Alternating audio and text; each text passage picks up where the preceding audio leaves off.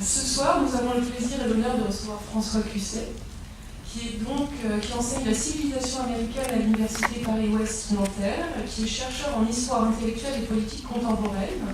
Alors, il a publié un certain nombre d'ouvrages, dont d'ailleurs la librairie du Labyrinthe propose à la vente quelques exemplaires. Donc n'hésitez pas si vous voulez acheter des livres de François Cusset à la fin de la conférence. Et notamment 2 romans au milieu de nombreux essais. Alors, son dernier essai autour duquel l'intervention de François Cusset tournera ce soir, c'est La droitisation du monde, qui est sorti en 2016, mais des essais précédents, en 2014, une histoire critique des années 90, en 2006, La décennie, le grand cauchemar des années 1980, et en 2008, le contre-discours de mai, ce qu'Embaumeur et Fossoyeur de 68 ne disent pas à ses héritiers. Et je crois qu'en mars va sortir un nouvel ouvrage, Le déchaînement du monde, qui portera, je crois, sur la violence. Voilà. Donc ce soir, on va plutôt s'interroger sur la droitisation du monde, en tout cas ce que vous présentiez en 2016, c'est quand même toujours assez récent, et qui consistait à faire l'hypothèse que bien des aspects de notre monde contemporain, et surtout les aspects peut-être les plus inquiétants, pourraient s'expliquer par une droitisation très nette du monde depuis une quarantaine d'années, voire une cinquantaine d'années, depuis les années 80 maintenant.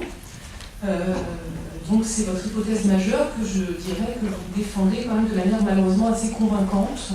Donc je ne vais pas dévoiler la chose, je vais vous laisser la parole. Bon, la question étant peut-être aussi aujourd'hui de savoir, est-ce qu'on peut continuer à parler de ce mouvement de droitisation du monde? Est-ce que depuis 2016, il n'y aurait pas eu un petit infléchissement? Est-ce que ce mouvement est vraiment un mouvement fatal? Enfin voilà, donc je vais vous céder la parole pour essayer de répondre à toutes ces questions. Je vous rappelle aussi quand même, avant de lancer la chose, que vous pouvez adhérer à l'UPA, surtout que l'adhésion est valable pour l'année civile, donc comme on est en janvier, ce serait bienvenu, voilà. Et que notre prochain rendez-vous aura lieu le 13 mars, je le dirai ensuite. Merci. Donc je vous cède la parole. Merci. Il faut que j'appuie quelque part. Voilà. Bonsoir tout le monde, merci d'être là nombreux. Et merci Carole pour cette bonne introduction. On va essayer de ne pas déprimer. C'est pas janvier, il n'est même pas frais. Voilà, le ciel est bas et lourd, comme disait le poète. Le ciel politique aussi, c'est vrai. Il y a des trouées de ciel bleu. On va essayer de les faire apparaître quand même. Mais on va commencer par les mauvaises nouvelles, qui vont tenir l'essentiel de vos propos. Alors, chaque livre a son histoire. Ce livre-là, donc La droitisation du monde, était en fait un livre d'entretien. Je réponds aux questions d'un journaliste. Et j'ai une petite collection d'entretiens. Il était voué à un succès assez confidentiel. Mais il est sorti en librairie la semaine précédant l'élection de M. Donald Trump. Et donc, les journalistes un peu pressés, cherchant à expliquer ce phénomène Trump, sont tombés sur ce bouquin. Ils se sont dit, mais ce type est un prophète. Voilà, donc le livre s'est retrouvé largement discuté, heureusement. Donc voilà, en tout cas, sachez que si vous recrutez Trump comme attaché de presse, ça peut faire réussir. Alors, plus sérieusement, on pourrait, ce mot de droitisation, je m'en excuse d'ailleurs, il est assez laid, il est, je veux dire, pas très euphonique. On pourrait voir ça par le petit bout de la lorgnette. Et ce serait d'ailleurs incontestable qu'il y a droitisation. Prenons par exemple ce que j'appelle le petit bout de la lorgnette, c'est le petit bout électoral de la lorgnette. Droite et gauche au sens de position politique sur un spectre électoral. Le deuxième tour des présidentielles françaises dernière était la démonstration mathématique, j'allais dire pour les idiots, enfin ça aurait convaincu tout le monde, de la droitisation du monde, en tout cas la droitisation de la France. Puisqu'on avait, alors je ne sais pas si ça marche comme métaphore, mais on avait une candidate d'extrême droite contre un candidat de l'extrême droite du PS, je ne sais pas si ça se dit comme ça. Vous voyez, donc on avait simplement une translation géométrique de l'espace des positions politiques du centre, de sa polarité droite-gauche traditionnelle, vers des positions plus à droite de part et d'autre. D'ailleurs, le fait de laisser le choix entre en gros la rafle du Veldiv et l'obligation morale de s'y opposer n'était pas vraiment un choix, vous êtes bien d'accord.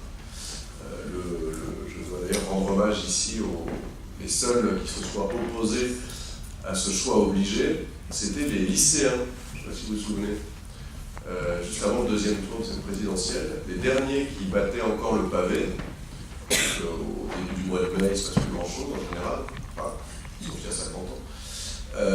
Les derniers qui défilaient, c'était les lycéens dans toutes les villes de France, et ils avaient ce fabuleux slogan ni patrie, ni patron, ni marine, ni Macron. C'est joli, je trouve.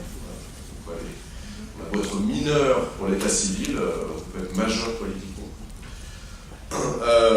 Autre exemple de cette translation à droite bien connue, le parti qui incarne la droite officielle, la droite historique en France, vient de changer de patron, lui aussi, et donc c'est la position et le programme le plus à droite de ce parti, porté par Laurent Wauquiez, qui vient de l'emporter, avec la décision très explicite de récupérer un peu de voix sur le Front National. Quant à l'ex-parti, je vous dis, c'est petit bout de la lorgnette, on ne parlera pas de ces choses obscènes dans quelques minutes, on sera sur des trucs plus intéressants, mais quant à l'ex-parti de la gauche officielle, feu le Parti Socialiste, son arrêt de mort, on peut dire son arrêt de mort idéologique, incontestable, parce qu'il y a plein d'arrêts de mort, à la date de sa mort, et multiples. Je pense que vous serez d'accord avec moi, c'est la proposition par le président Hollande et le vote par le Parlement à majorité de gauche de la déchéance de nationalité, qui, purement symbolique, on s'en fiche un peu de cette affaire, mais elle incarne une position historiquement incompatible avec les valeurs, les idées, les programmes, les mots de la gauche française. Donc, gauche de gouvernement morte, droite de gouvernement très extrême, et deuxième tour de la dernière présidentielle qui signale un déplacement de tout ça vers la droite. On dirait littéralement que la planète, le système solaire, les constellations sont pris d'une sorte de réflexe nerveux, neurologique, à droite. Alors, plus sérieusement, qu'est-ce que c'est ces entités dont on parle, gauche et droite? On n'est pas obligé de les garder. Peut-être, c'est une hypothèse, qu'il va falloir abandonner ces deux mots. Vous savez tous, de la culture générale, que ces deux mots datent de la toute première réunion de l'Assemblée constituante en 1789, lorsque les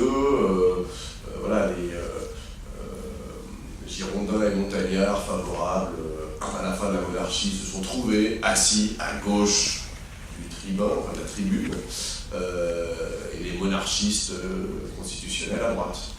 Vous imaginez si la tribune avait été dans l'autre sens? Donc c'était au départ un pur problème de position dans une salle, fut-elle célèbre, et puis c'est devenu, au fil de l'histoire moderne, deux positions, de camps, de régions doctrinales, avec un fond doctrinal, avec une doctrine des doctrines. Là, je vais faire un listing très rapide pour montrer que les différents aspects de ces deux doctrines, de la gauche comme de la droite, sont en crise, ne fonctionnent plus, ou en tout cas plus tous, et au point qu'on ne les reconnaît plus. On ne reconnaît plus la gauche à ces aspects-là, ni la droite à ces aspects-là. Ce dont on parlait sous ce nom-là, jusqu'à il y a peu, semble avoir été chamboulé largement. Commençons par la gauche, puisque je vais parler de la droite le reste du temps. On va quand même parler un peu de gauche. Vous êtes d'accord avec moi que la notion de justice sociale, très vague, c'est quand même un programme, un terme, peut caractériser l'idée et la doctrine de gauche. Soit, incontestablement. Un des problèmes qu'a la gauche aujourd'hui, pas seulement en France, mais dans le reste du monde, d'ailleurs de façon plus visible ailleurs qu'en France, c'est que l'injustice n'est pas que sociale. L'injustice est également, pour employer des gros mots, parce qu'en France on n'aime pas ces mots-là, ethno-raciale. Hein, il y a des minorités qui sont racisées, c'est-à-dire qui sont réduites à des provenances géographiques, des visibilités physiques, et maltraitées à ce titre. La gauche peut-elle faire l'économie de cette question? Vous savez tous qu'elle en a fait l'économie pendant toute son histoire moderne, considérant qu'il n'y avait pas de différence de peau, qu'il y avait une égalité de fait et de principe.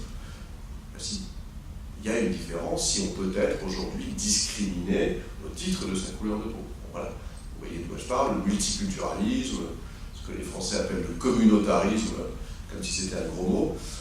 Voilà, ce sont des notions qui mettent en crise la gauche, c'est le moins qu'on puisse dire. Un deuxième problème qu'a la gauche, c'est la nation. On ne va pas revenir sur cette longue histoire, mais la défense de la nation, la fierté nationale, la fusion du peuple et de la nation sont des inventions de la gauche politique. Ce sont des inventions de la Révolution française, puis des différents mouvements sociaux du XIXe siècle. Il semble que la notion de nation soit passée à droite avec armes et bagages. Et pourtant, le candidat ou la figure politique qui incarne le plus clairement, avec toutes les réserves qu'on peut avoir, la gauche française aujourd'hui, Jean-Luc Mélenchon, pour ne pas le nommer, a une position patriote, nationale, pas nationaliste, explicite, qui repose la vieille question que se pose la gauche depuis 2 siècles, qui est nationalisme ou internationalisme? Je la laisse ouverte. La gauche est aussi caractérisée par le souci de faire, c'est plus récent sans doute, de faire contrepoids au marché, à l'économie de marché, au capitalisme. Vous avez vu, je n'ai pas dit de le mettre à bas, de le détruire, de monter des barricades, et là, on n'en est plus là, mais au moins d'en contrebalancer les pires effets. Certes, soit, c'est ce qu'il faut faire, mais de quel côté? La gauche de gouvernement ou la gauche électorale, qu'elle soit mélenchonienne, socialiste, etc., n'a pour stratégie principale en la matière que l'État, l'étatisme, qui est effectivement la seule structure qui semble en mesure de faire contrepoids au marché, du moins si on regarde les choses de très loin. Voilà, c'est aussi une question énorme que je ne poserai pas, tellement elle est énorme, mais l'étatisme est-il encore la solution politique aux excès du capitalisme? À l'heure où l'État, comme disait le vieux Karl, est quand même le fondé de pouvoir du capital, plus que jamais, avec un zèle inédit. Voilà. Alors si ce n'est pas l'État, qu'est-ce que ça sera? Est-ce que ça sera ce monde horizontal, latéral, associatif, fabuleux, vivant? Mais est-il suffisant? Est-il assez armé, métaphoriquement et directement? Voilà. Quid dans la matière de la question écologiste, qui est essentielle? Vous voyez, tous les problèmes qu'a la gauche. Même du côté d'une autre définition du mot de gauche, qui est la permissivité des mœurs, la tolérance, l'ouverture d'esprit, vous voyez, cette gauche culturelle, d'attitude, de comportement, qui a aussi une très belle tradition, en France et ailleurs. Là aussi, c'est difficile de s'y opposer. Pour autant, pas mal de débats récents nous rappellent que la permissivité, la tolérance, l'accès à des chantiers, des horizons nouveaux, ne sont pas qu'un enjeu de la gauche, c'est aussi un enjeu de marché. C'est ce que le marché nous promet. Le marché nous promet qu'il n'y aura plus de limites à nos désirs, à nos folies, justement à nos libertés, à notre subversion. Voilà. Est-ce qu'en étant libre dans ce sens-là, on est consommateur cohérent ou on est de gauche? Question compliquée.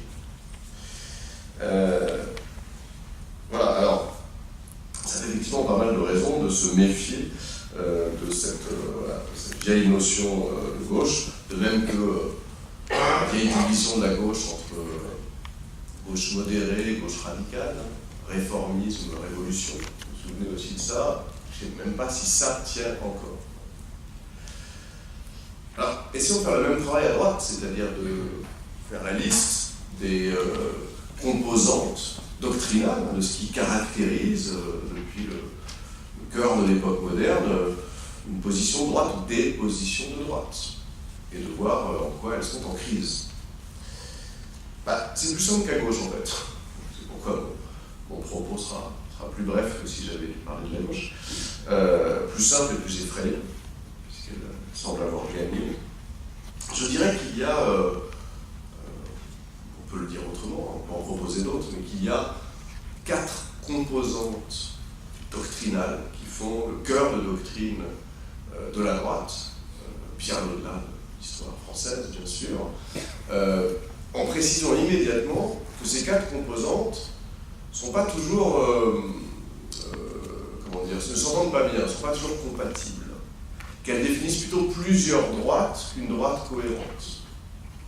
Et ce que je vous propose comme hypothèse, c'est l'hypothèse en fait de ce livre, c'est de dire que si on peut dire que le monde a été droitisé, le monde entier, nos vies en entier, depuis 40-50 ans, c'est que précisément ces composantes, qui longtemps ne se sont pas aimées, ont noué une alliance tactique, stratégique, qui permet à la droite, ou aux droites au pluriel, d'occuper presque tout l'espace public, l'espace politique, l'espace des opinions. Alors c'est quoi ces 4 composantes? Rien de neuf, rien à vous apprendre. Il y a d'abord, on va dire, le conservatisme de valeurs, des valeurs. Ce qu'on appelle, quand on n'aime pas, la droite réactionnaire, ou traditionnaliste, celle qui défend la tradition et qui se méfie de l'innovation à tout craint. Autrefois, on appelait ça la droite anti-moderne, celle qui trouvait dans la modernité la source de toutes les décadences. On a, seconde composante, la droite de marché. L'idée que le marché, l'économie de marché, doivent être sans entrave, sans limite, que leur logique ne doit pas être entravée par l'État, par des soucis de justice collective ou par des réglementations inutiles. C'est la droite qui, bien avant le FMI, etc., c'est la droite qui défend la propriété privée, tout simplement. C'est-à-dire que la propriété privée est en soi une notion cardinale de la droite. Alors, vous avez vu déjà ces 2 premières composantes. La droite des marchés, qui est celle des brillants diplômés d'HEC, et la droite traditionnaliste conservatrice, qui est celle, je ne sais pas, des lecteurs de Valeurs Actuelles, ou des manifestants de la Manif pour tous, c'est pas les mêmes, manifestement. Et ils sont même en désaccord de principe sur beaucoup de choses.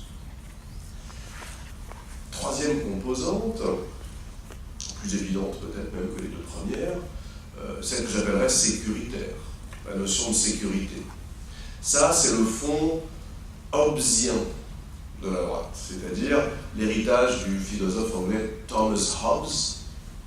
Vous connaissez tous le Léviathan, c'est-à-dire l'idée que dans l'état de nature, l'homme est brutal, violent, un loup pour l'homme, qu'il risque toujours d'oxyre son prochain pour lui voler sa femme, ses biens ou son honneur, d'accord? Et que pour l'en empêcher, il faut un État, un gouvernement, une police qui assure avec fermeté la sécurité. Et que pour faire ça, les citoyens vont donner, offrir, céder à ce gouvernement quelques libertés pour pouvoir vivre en sécurité. C'est le fameux contrat du Léviathan de Hobbes. Cette définition sécuritaire de la droite, elle aussi a toujours existé. Alors, elle est commune à toutes les droites, même à la droite de marché. Parce que la droite de marché aime bien que la propriété privée soit défendue, y compris par la police. Cette droite de marché, cette droite sécuritaire, n'est jamais loin, là aussi, d'idée de nation au sens de défense nationale, au sens de l'armée, de la droite militaire, militariste. Dernière composante, qui est présente aussi dans les 3 premières, en particulier dans la dernière que j'ai citée, qui n'est pas propre à la droite, il y a l'équivalent à gauche, l'autoritarisme, la figure du chef, le culte du chef, la figure mythique de cet être d'exception à qui on va confier notre destin. Il y a un bonapartisme de gauche, qui incarne très bien le susnommé Jean-Luc Mélenchon, mais il y a plus fréquemment dans l'histoire un bonapartisme de droite. À ce titre d'ailleurs, je le dis au passage, mais ça c'est quand même très important, on notera depuis quelques années, depuis le début du XXIe siècle, l'émergence, en fait la réapparition d'un genre de leader, d'une figure du leader à l'ancienne, qu'on n'avait pas vu depuis longtemps, en tout cas à cette échelle, c'est-à-dire le leader autoritaire, acariâtre, capricieux, grincheux, qui vous démet vos fonctions, vous emprisonne plus vite que prévu, xénophobe sans aucun scrupule, provocateur, et pourtant élu démocratiquement. J'ai nommé, vous les connaissez tous, Donald Trump, Vladimir Poutine, Recep Tayyip Erdogan, Narendra Modi, le Premier ministre indien, qui n'est pas le plus connu, mais qui est peut-être le pire de tous, au titre des milliers ou des dizaines de milliers de musulmans, non pas qu'il tue, mais enfin, qu'il appelle à tuer. Voilà. Et on pourrait même ajouter, lui, il est caricatural, mais enfin, c'est un bon exemple. Le président philippin, vous le connaissez celui-là, Rodrigo Duterte, qui donc a fait passer une loi, quand il a été élu en 2016, obligeant, sous peine d'amende très élevée, ses concitoyens à abattre avec des armes distribuées par l'État les petits revendeurs, mais aussi les consommateurs de drogue qu'ils croiseraient sur leur chemin. 85 000 Philippins ont été abattus par leurs concitoyens légalement depuis cette date. Comment ? 85 000. Pour l'instant, c'est 85 000, c'est un chiffre officiel, donc vous êtes très en dessous, depuis 2007. Vous êtes très en dessous de la réalité. Et pour vraiment vous présenter le monsieur Duterte, bon, voilà, dans son entièreté, lorsque le pape François s'en est ému de ce régime philippin, où on peut faire ça, Duterte a donné une interview où il a dit que le pape, de toute façon, était un fils de pute. Bienvenue au Chili. En tout cas, ce qui est intéressant, au-delà de l'anecdote, parce que finalement, on sait bien que l'histoire n'est pas faite par les individus. L'histoire actuelle n'est pas faite par les Trump, Poutine, Duterte ou Erdogan, mais voilà, que cette figure du leader autoritaire, impulsif, incontrôlable, mais élu démocratiquement par la majorité des voix, soit de retour aujourd'hui, est un signe des temps. C'est le moins qu'on puisse dire. Alors, pourquoi revenir en arrière finalement ? Pourquoi est-ce que, avec ce mot de droitisation du monde, je vous propose de couvrir finalement une longue séquence, les 40 ou 50 dernières années de l'histoire mondiale. C'est énorme comme programme. En fait, je vous propose à très gros traits une hypothèse historique très simple, qui paraît difficilement contestable, mais on pourra en discuter après, qui est que on a eu, jusqu'aux années 70-80, une séquence progressiste. On va peut-être pas dire de gauche, on va pas dire gauchisation, c'est encore plus laid comme mot, mais enfin une séquence incontestablement progressiste à l'échelle mondiale. On va même dire une séquence émancipatrice. D'ailleurs, ce mot d'émancipation, je vous disais, on ne sait plus ce que c'est que la gauche, on ne sait plus quelle composante doctrinale lui attribuer. Celui-là, ce mot-là, je vous propose de le garder. Si on veut garder le mot de gauche, gardons juste le mot émancipation. Ça suffira, tout le reste sera à l'avenant. Donc on a eu une séquence qui ressemblait à ça. Alors attention, selon les visions, selon les historiens, cette séquence est courte, 25 ans, ou beaucoup plus longue, certains historiens la faisant démarrer dès l'entre-deux-guerres, dès les années 20, et donc faisant quelque chose alors là, de contestable, qui est d'intégrer la montée des fascismes dans les années 30 et toute la Deuxième Guerre mondiale comme en fait une exception à une lame de fond qui serait progressiste. En quelque sorte, le Front populaire plus important que Vichy. C'est compliqué cette affaire. En tout cas, que cette séquence commence dans les années 20, ou qu'elle commence dans les années 40, hein, si on en reste à la France, c'est le fabuleux programme du gouvernement provisoire issu de la résistance. Bon, vous savez, là aussi, que c'est tout simplement le programme politique le plus à gauche de l'histoire de France, et même de l'histoire à venir, ce qui se passe actuellement. Voilà, il y a une séquence. Alors, qu'est-ce qui caractérise cette séquence? Des choses assez simples. Cette séquence, donc, milieu, je vous dis, si on la fait courte, c'est milieu des années 40, milieu des années 70. 30. Bah, la décolonisation des 2/3 des terres émergées sur le globe, qui était, pour l'essentiel, la propriété arbitraire de deux empires coloniaux, le français et l'anglais. Décolonisation très rapide. Ça va de l'Inde en 1947 à l'Algérie en 1962, donc 15 ans. 15 ans qui changent la face du monde, plus sûrement que tous les mai 68 de la planète, évidemment. Le Sud apparaît, s'éveille. Autre caractéristique de cette séquence progressiste, l'État-providence. En tout cas, l'idée que la structure étatique, donc par le prélèvement d'impôts, par les différentes puissances publiques en jeu, sont là pour compenser les excès de l'économie de marché, les rigueurs des mauvaises récoltes ou des guerres nombreuses à l'époque, et qu'un système d'économie mixte, comme on disait à l'époque, c'est-à-dire d'économie de marché compensée par une économie publique, étatisée, est le meilleur compromis. C'est ce qu'on disait à l'ouest du monde, parce qu'à l'est, on était pour un système pas mixte, entièrement étatisé. Je vous rappelle que personne n'a fait d'exception à cette vision-là de l'État, puisque pour les États-Unis, le pays le plus réticent à ça, les États-Unis, depuis le New Deal de Franklin Roosevelt jusqu'à la fin du mandat de Lyndon Johnson, qui était le vice-président de Kennedy, donc presque 40 ans, sont dans une politique d'économie mixte, d'étatisation, de séparation pour les banques entre la spéculation et les comptes de dépôt, enfin, des États-Unis qu'on ne reconnaîtrait pas.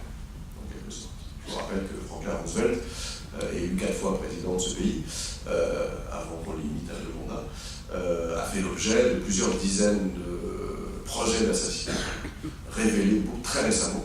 On va déclassifier les archives du FBI, parce qu'effectivement, les puissances bancaires n'aimaient pas trop ces réformes. Autre caractéristique,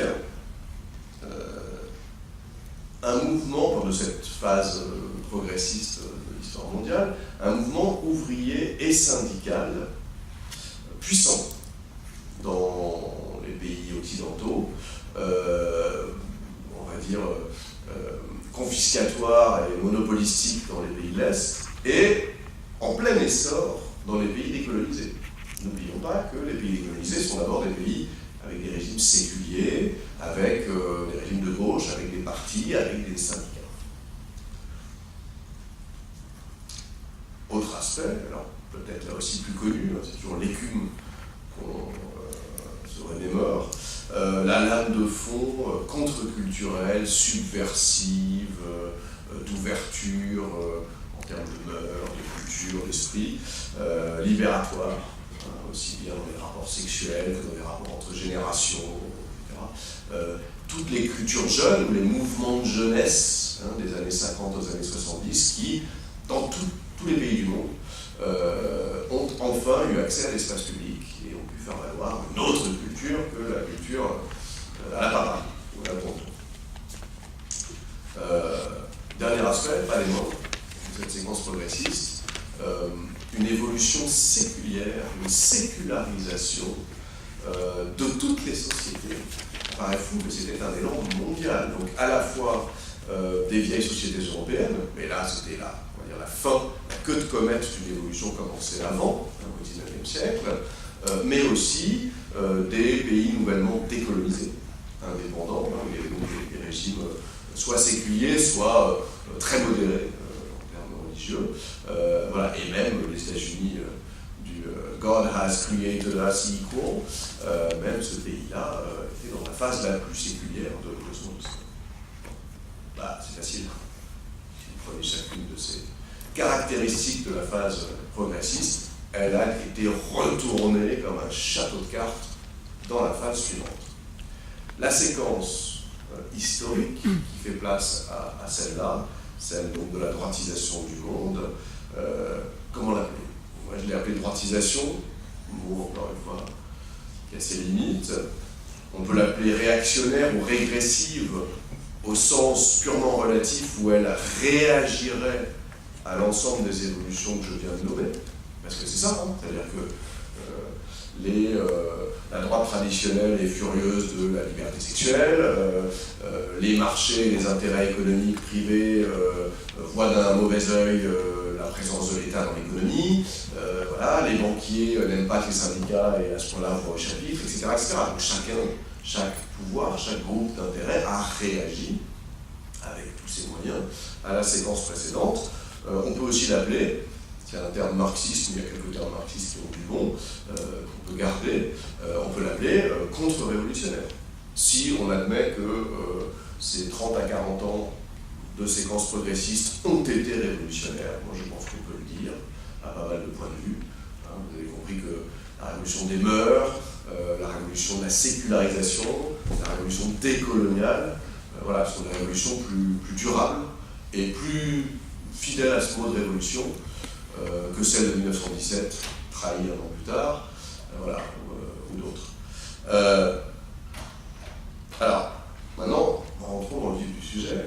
En quoi consiste cette nouvelle séquence dont nous ne sommes pas sortis, c'est tout le problème, dont, voilà, on verra s'il n'y a pas des soubresauts qui tentent de nous en sortir, s'il n'y a pas des signes récents qui vont dans le sens inverse. Enfin, ils ne suffisent pas à conclure qu'elle est terminée, nous sommes encore dedans, elle a donc duré presque un demi-siècle.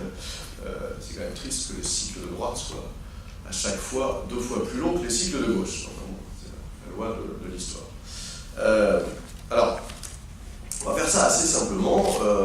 On va d'abord faire une petite présentation historique, ce ne sera que des choses que vous connaissez, pour montrer que cette séquence droitière, ce tournant droitier, s'est fait en 3 temps, qui correspondent en gros aux 3 décennies majeures du moment en question, les années 80, les années 90, les années 2000, 3 décennies pleines.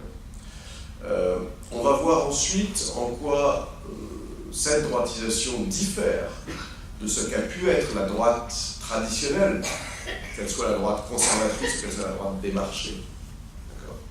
Qu'est-ce qu'il y a de neuf? Qu'est-ce qui s'est ajouté au cœur doctrinal de la droite et qui la rend si difficile à endiguer, à contrer? Voilà. La résistance contre elle est rendue difficile.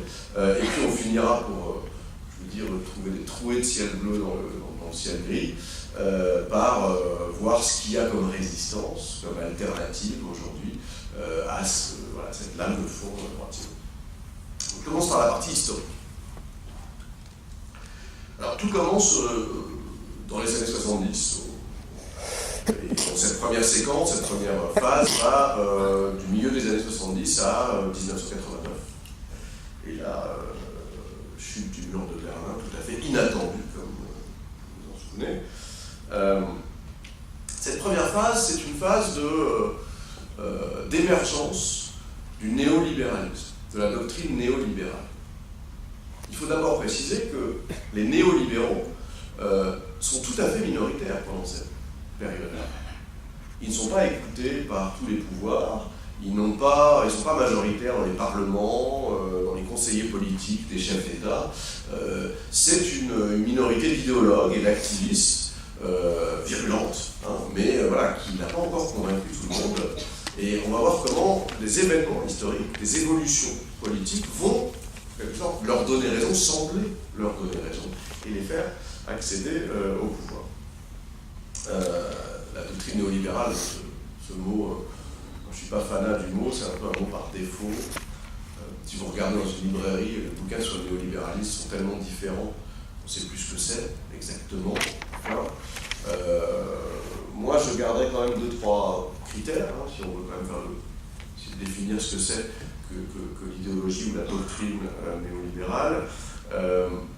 Il y a l'idée que le marché exige de nous tout un savoir-être. Il ne s'agit pas seulement de commercer, d'accumuler du profit, bon ça, voilà, les économistes classiques l'avaient toujours dit, les économistes critiques comme Marx aussi, c'était pas nouveau. Ce qui est nouveau, c'est que toute l'existence, à la fois tous les aspects de l'existence ordinaire, toutes les capacités cognitives, physiques, nerveuses, intellectuelles de l'humain doivent être mobilisées au service du marché. Il s'agit en exemple de libérer les énergies. C'était le slogan récurrent du gouvernement actuel. Mais c'est en fait un slogan qui n'a rien de neuf, qui est un slogan des années 80. Il s'agit aussi que l'économie financière, l'économie qui n'a pour référent aucune économie productive réelle, soit libérée de toutes les entraves et puisse, en accumulant des richesses par la spéculation, tirer le reste de l'économie, c'est-à-dire l'économie réelle. Ça, c'est une des grandes idées des monétaristes, qui sont les idéologues néolibéraux par excellence. Et quelques autres aspects qu'on va détailler dans un instant. Alors, comment ces gens-là, cette doctrine-là, cette vision-là du monde apparaissent? Il y a simplement 3 renversements de pouvoir dans 3 pays dans les années 70 qui sont les étapes historiques de ce basculement. Premièrement, dans un petit pays sans importance pour les équilibres mondiaux, au Chili. Le 11 septembre 1973, un autre 11 septembre, c'est le fameux coup d'État du général Pinochet et de l'armée chilienne pour mettre fin à l'expérience sociale, socialiste de Salvador Allende, élu 2 ans plus tôt. Ce coup d'État, là aussi maintenant on le sait, n'aurait pas pu avoir lieu ni gagner sans l'aide directe de l'argent, de l'armée et des services secrets des États-Unis. Pourquoi? Alors au début on disait parce que les États-Unis, dans leur lutte de la guerre froide contre les influences communistes et socialistes partout, surtout en Amérique du Sud, ils préféraient aider des militaristes fascistes que des socialistes modérés. En fait, la raison est plus profonde, plus complexe, c'est qu'ils ont voulu faire, maintenant on a déclassifié les documents, on le sait, ils ont voulu faire du Chili un laboratoire de différentes réformes économiques et financières mises en place par Pinochet dès le début, dès qu'il arrive au pouvoir, pour montrer comment réagir à un petit pays, justement, qui est un pays ouvert par ses échanges au monde extérieur, à la déréglementation, à l'ouverture des marchés financiers, aux investissements étrangers sans limite, etc. C'est un crash test, si vous voulez. Et un crash test qui va s'avérer payant. Pinochet reste au pouvoir longtemps. Les 2 autres renversements de pouvoir sont, eux, démocratiques. C'est pas des coups d'État, et beaucoup plus connus. C'est l'arrivée au pouvoir de Margaret Thatcher en Angleterre en 1979, qui met fin à une longue période de pouvoir du Parti travailliste, l'économie mixte, l'État-providence, etc. Et aux États-Unis, c'est l'élection en 1980 de Ronald Reagan, qui met fin là aussi à cette quasi-demi-siècle de parti démocrate, bon, il y a eu Nixon, enfin pour l'essentiel c'était des démocrates, et de vision là aussi progressiste de l'économie et de l'État. Qu'est-ce que ces 3 gouvernements et tous ceux qui vont leur emboîter le pas dans le reste du monde? Je vous rappelle que le paradoxe, c'est qu'en France, on a évolué dans la même direction, et comme on est en France, on l'a fait par l'entremise de la gauche au pouvoir. Parce qu'on ne pouvait pas le faire avec la droite au pouvoir qui aurait mis dans la rue toutes les dernières forces sociales en présence. En France et en Espagne, les gouvernements socialistes ont servi de paravent à la même évolution. Pour être honnête, en France à partir de 83, c'est-à-dire qu'il faut reconnaître quand même qu'il y a 1 an et demi, 2 ans, voilà, de véritable politique de gauche du premier Mitterrand. Enfin bon, les historiens se demandent si c'était pas fait exprès pour en montrer l'impossibilité et pour convaincre, comme ça, pédagogiquement, les Français qu'on n'avait pas le choix. On verra peut-être là-dessus. En tout cas, voilà, que ce soit avec la douceur rhétorique des gouvernements de gauche ou la brutalité policière et rhétorique d'une Margaret Thatcher, hein, qui écrase dans le sang les révoltes, les mines et les usines, qu'est-ce qui se met en place dans ces années 80 ? Dérégulation générale des marchés, fin des règles, de la plupart des règles. Au début, pour mettre fin au monopole industriel et bancaire, ce qui a du bon. La grande fable, la jolie histoire que nous racontent les néolibéraux et qu'on nous racontait à l'époque, et qui n'est pas entièrement fausse, c'est là où c'est compliqué, c'est que la dérégulation, ça émancipe. Et c'est vrai. C'est vrai que la dérégulation, par exemple, du monopole du téléphone, ça a permis de diviser par 10 le prix de la facture téléphonique dans un pays comme les États-Unis. La facture moyenne de l'abonné au téléphone, à l'époque fixe. Donc effectivement, payer moins cher des services vitaux comme celui-là est une forme de libération. Mais là, avec cette fable, on va pouvoir raconter beaucoup d'autres fables. Il y a également privatisation de secteurs entiers de l'économie qui étaient jusqu'à présent sous la férule de l'État, ou en tout cas des intérêts publics. C'est le retrait de l'État, c'est l'extension du marché. Il y a la levée de la plupart des barrières réglementaires, qu'elles soient douanières, qu'elles soient financières, aux échanges. Hein, donc ça, c'est la première phase de la mondialisation. Il y a, c'est pas anecdotique, l'explosion de l'industrie culturelle, des industries culturelles qui deviennent le cœur de l'économie. Les années 80, qu'est-ce que c'est ? C'est tout simplement l'idée qu'avec un album de Michael Jackson, on fait plus d'argent qu'avec un géant du pétrole. D'accord ?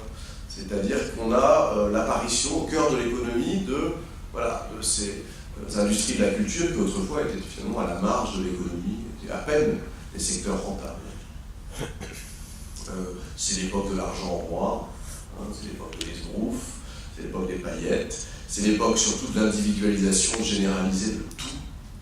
Les situations de travail, les modes de vie, les problèmes, les psychés, les corps. Tout sera individuel. Plus aucune échelle collective n'existe. C'est l'époque où, par exemple, dans un pays comme la France, apparaissent la publicité et le marketing. Ils n'apparaissent pas, il y avait de la pub avant. Mais les publicitaires deviennent des personnages sociaux incontournables, ce qu'ils n'étaient pas avant. Et puis c'est l'époque aussi, important, on va fêter le 68, enfin son cinquantenaire, où les 68A, les révolutionnaires, les rebelles d'hier, juste hier, les années 70, retournent leur veste, proposent de faire une révolution qui serait une révolution médiatique, une révolution culturelle, mais pas une révolution politique, d'accord ? Ou alors, carrément, organisent des cérémonies d'exorcisme pour se libérer devant les caméras de ce diable rouge qui les avait habités si longtemps, et faire savoir que c'était une erreur de jeunesse et qu'il ne faudrait pas que les jeunes d'aujourd'hui fassent la même connerie. La deuxième phase historique des années 90, en fait, la deuxième phase commence tout simplement par un événement inattendu. Comme je vous l'ai dit, cette chute du mur de Berlin, qui en soi, ça n'est qu'un mur, mais qui est suivi évidemment de la dissolution, l'écroulement sur eux-mêmes, avec très peu de victimes et très peu de mouvements sociaux effectifs, de tous les régimes dictatoriaux d'Europe de l'Est, et bientôt, 1 an et demi plus tard, de l'Union soviétique elle-même. C'était inattendu, puisque dans les années 80, on est encore en guerre froide, les Américains déploient des boucliers de missiles partout, ils pensent qu'ils ont encore pour 100 ans. Je vous rappelle qu'ils n'ont pas gagné la guerre froide, c'est le bloc de l'Est qui l'a perdu. Cet événement, imprévisible, étonnant, nous fait donc entrer dans une deuxième phase qui se caractérise d'abord par ce que j'appelle, moi, l'euphorie doctrinale. C'est-à-dire que les idées qui étaient encore minoritaires dans les années 80, qui étaient encore débattues, qu'on faisait avancer, mais justement il fallait les imposer derrière le masque de Michael Jackson, de Yves Montand, vous savez qu'il a joué ce rôle-là en France, voilà, pour arriver à les vendre. Ces idées, l'histoire, la grande histoire humaine, avec son grand H, leur donne raison. Toute alternative, effectivement existante, à l'idéologie dominante, a disparu de la planète si vous êtes d'accord avec moi que Cuba et la Corée du Nord ne sont pas des alternatives crédibles. Ce sont les seuls régimes qui restent de ce côté-là. Je précise aussi tout de suite, on sera tous d'accord, que cette chute du communisme réel porte très mal son nom. Les régimes en question, le régime soviétique qui a duré 70 ans, était aussi communiste, que je suis moi-même chinois, n'est-ce pas? C'est-à-dire qu'il s'agissait d'un capitalisme d'État, un capitalisme mafieux et oligarchique, ce que vous voulez, mais absolument pas un communisme, si du moins on en revient au XIXe siècle et aux origines de ce monde. Donc, euphorie doctrinale, vous vous souvenez que Thatcher avait dit « There is no alternative ». Il n'y a plus d'alternative au système dominant en place. Cette fois-ci, c'est vrai. Cette fois-ci, c'est une réalité géopolitique sur la Terre entière.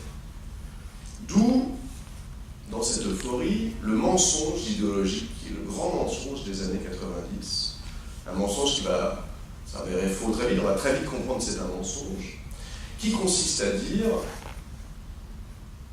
le marché a besoin de la démocratie a besoin du marché. Qui consiste à dire que la bonne nouvelle, c'est que les deux seront indissociables.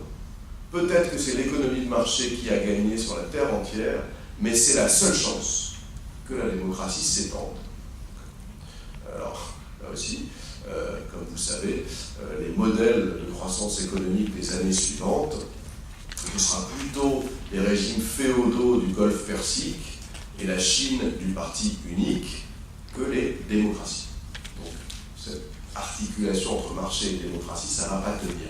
Mais c'est ce qu'on nous raconte. On nous dit, de taire toute opposition, de cesser toute critique à ce qui a lieu, parce que si on le fait, d'abord, on est complice du goulag, on est juché en haut d'un mirador avec un casque soviétique, d'accord, et on n'a pas compris que le marché et la démocratie étaient les meilleurs amis.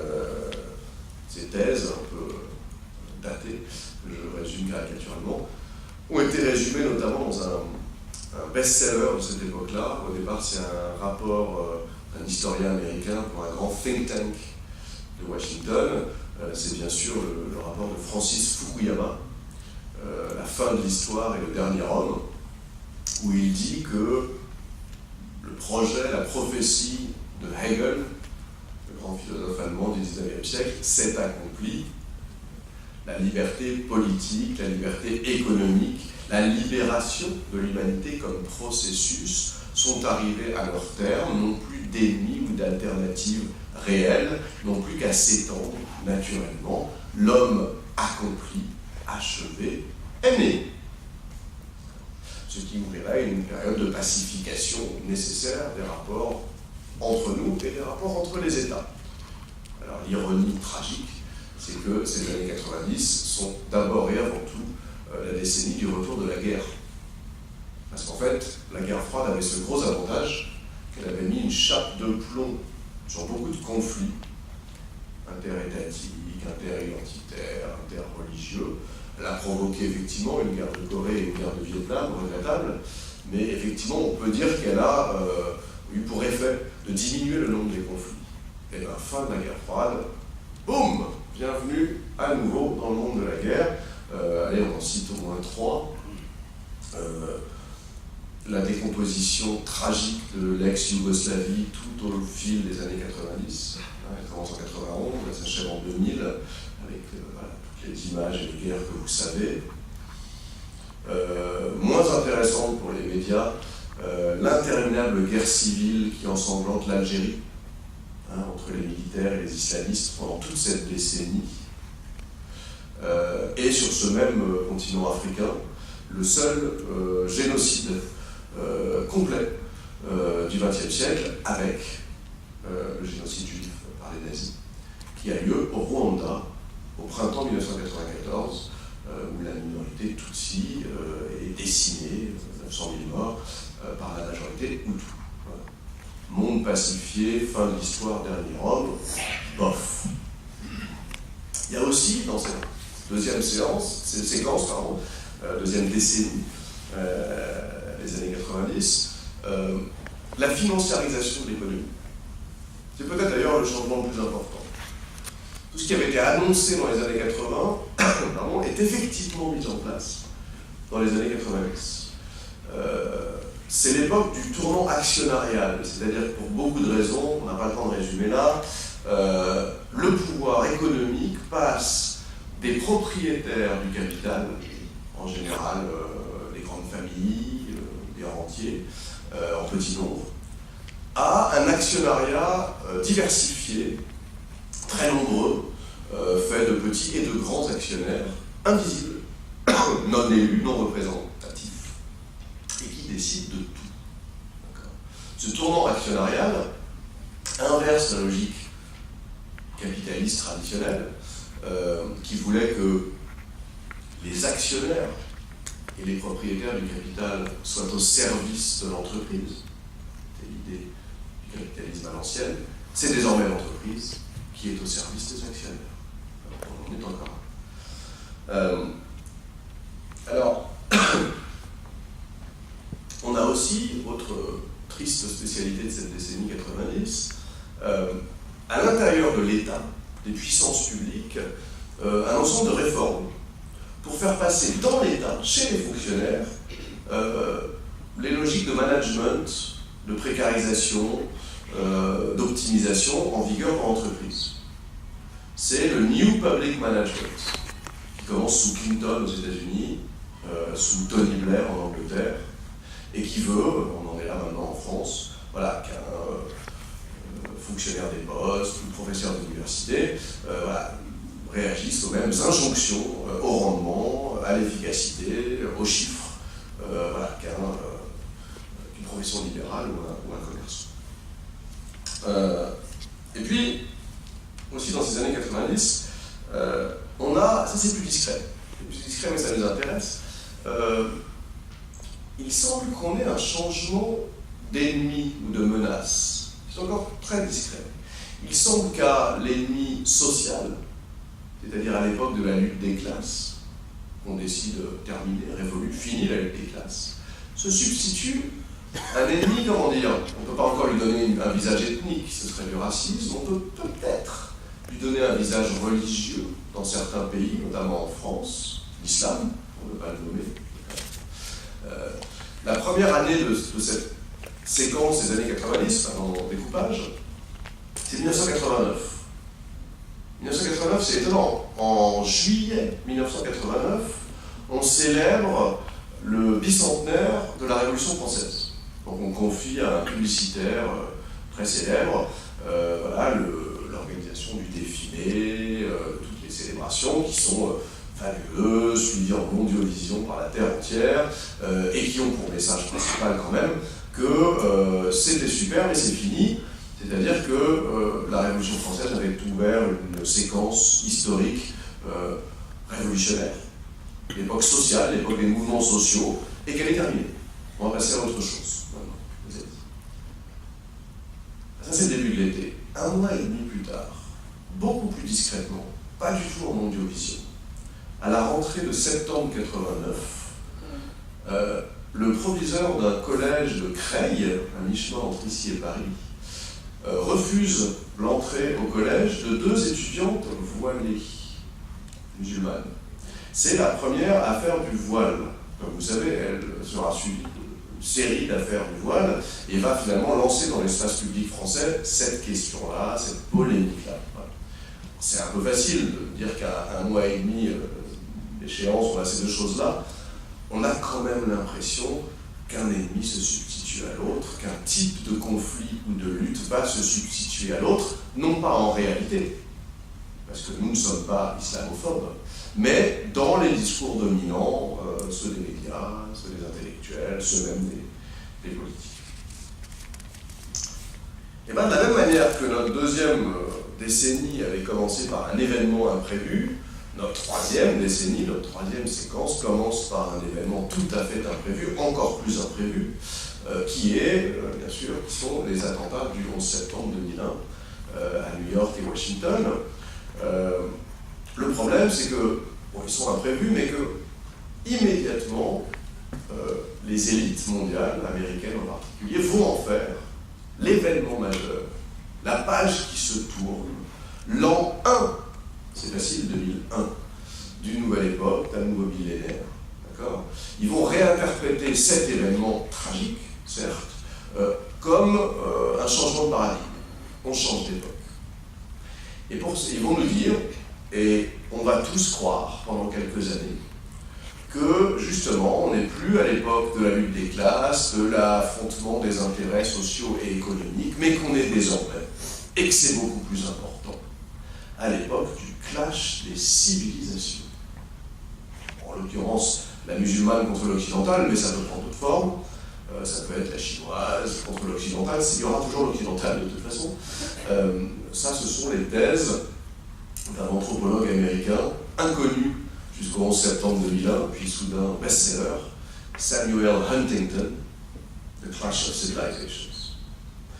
Alors ça, c'est de la rhétorique, c'est des arguments, c'est de l'idéologie, c'est pas ça qui change le monde. En revanche, ça, plus les attentats du 11 septembre, ça débouche sur un réarmement, pas seulement idéologique, mais tout à fait effectif et matériel, géopolitique, un retour de la guerre et du mot d'ordre de guerre, en l'occurrence la guerre contre la terreur, War on Terror, avec le bourbier du Moyen-Orient et du Proche-Orient, dans lequel vont s'enfoncer l'armée américaine et les dirigeants américains, avec les résultats qu'on sait, c'est-à-dire qu'ils vont sortir littéralement de leur giron un monstrueux enfant, le terrorisme islamiste, et sa forme d'aujourd'hui. Alors au-delà du boom de l'industrie de l'armement et des discours guerriers, cette décennie est aussi celle du tournant sécuritaire. Explosion des effectifs policiers dans la plupart des pays du monde, explosion des populations carcérales aussi, au moment où les taux de délinquance, évidemment quand il y a des flics à tous les coins de rue, sont en chute libre. Pourquoi mettre les gens en prison quand c'est moins dangereux? Là aussi on peut en parler. Tournant donc sécuritaire.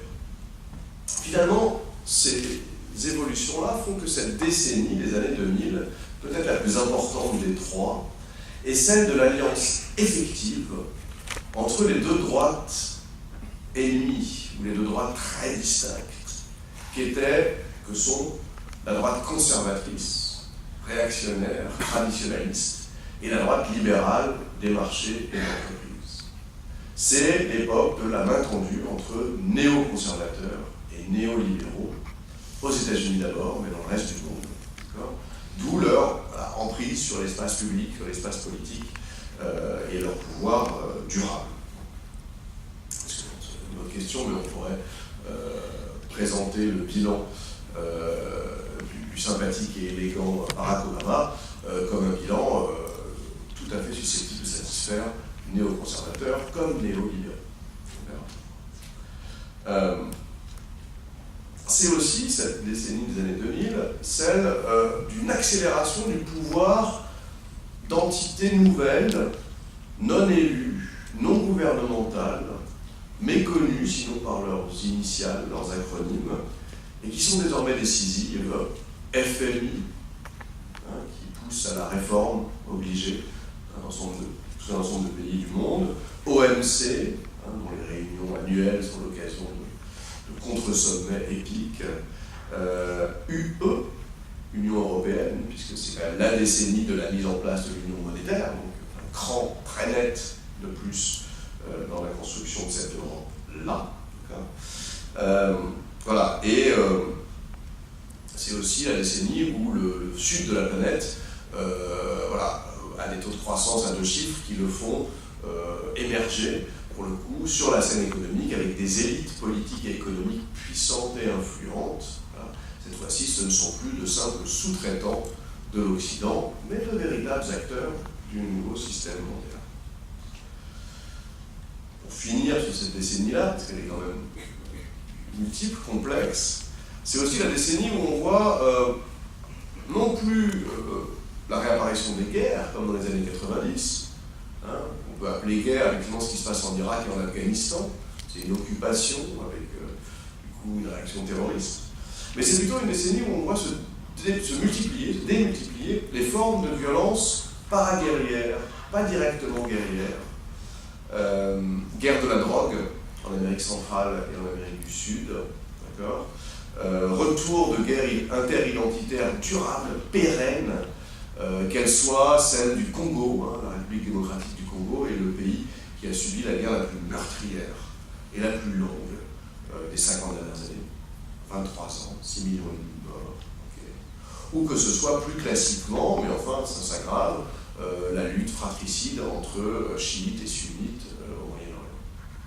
Si vous ajoutez à ça les émeutes, le retour des émeutes, des mouvements sociaux brutaux dans cette même période, voilà, on a l'impression que le tournant sécuritaire, paradoxalement, s'accompagne d'un monde où plus personne n'est vraiment en sécurité, en tout cas à l'échelle géopolitique.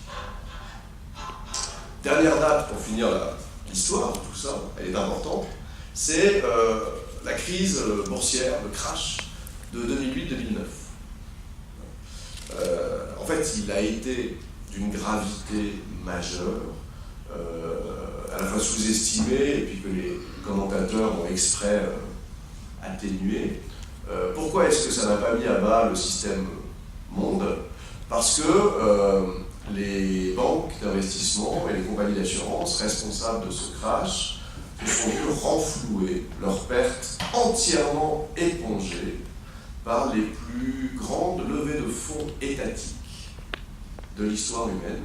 C'est-à-dire que les États-Unis ont fait une levée de fonds plus importante que le budget de la Deuxième Guerre mondiale pour sauver General Motors, Morgan Stanley, Lehman Brothers, enfin, ça, ils sont pas réussi à les sauver, ou les géants du pétrole, avec, donc, qui dit étatisation des pertes, ça veut dire socialisation des pertes, parce que ce que c'est que l'État, c'est une structure qui va se rembourser sur le contribuable, a priori, on va pas lui le ferait sinon.